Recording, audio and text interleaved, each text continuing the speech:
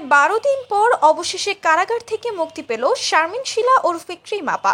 শুধু তাই নয়, তার বাচ্চা মেয়েটিকেও তার কাছে ফিরিয়ে দেওয়া হয়েছে।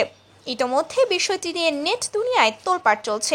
অনেকেই বলছে পর্যাপ্ত শাস্তির আগেই ছেড়ে দেওয়া একদম ঠিক হয়নি, আবার অনেকেই প্রচন্ড খুশি হয়েছে ক্রিম আপাকে ছেড়ে দেওয়ায়। মূলত ঘটনা হচ্ছে, গত 10 এপ্রিল রাতে ক্রিম আপাকে গ্রেফতারের আদেশ জারি করা হয়েছিল এবং 11 এপ্রিল তাকে জেলে পাঠানো হয়। পরবর্তীতে তার মেয়ে, হাজবেন্ড এবং ছেলে তাদের সকলকেই আলাদা করে দেওয়া হয়।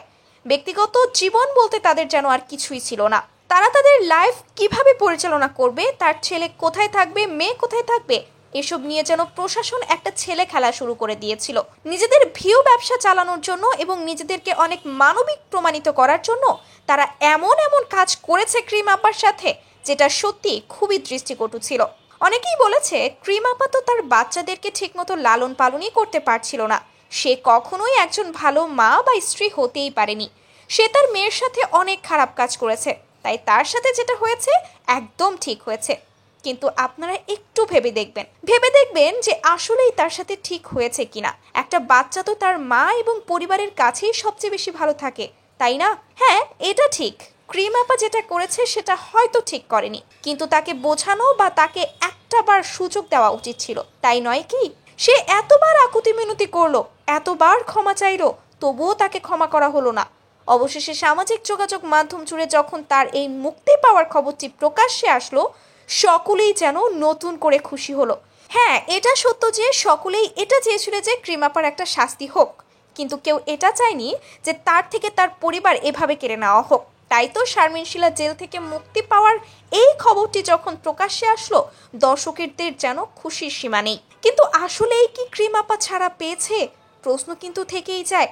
বড় বড় গণমাধ্যমগুলো থেকে কোনো তথ্যই এখন পর্যন্ত জানা যায়নি, তাই প্রশ্ন কিন্তু এখনো রয়েই গেছে যে আসলেই সে ছাড়া পেয়েছে কিনা।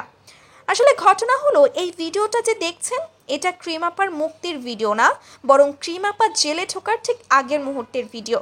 শেষবারের মতো যখন সে তার হাজবেন্ড, মেয়ে এবং ছেলেকে দেখেছিল, ঠিক ওই মুহূর্তের ভিডিও। মূলত সেটাকেই বিকৃত করে লোকজন বলছে যে ক্রিম আপা ছাড়া পেয়েছে। কিন্তু না দর্শক, দুঃখজনক হলেও এটাই সত্য যে ক্রিম আপা এখনও ছাড়া পায়নি এবং তার মেয়েকে একজন হুজুর অলরেডি দত্তক নিয়েছে।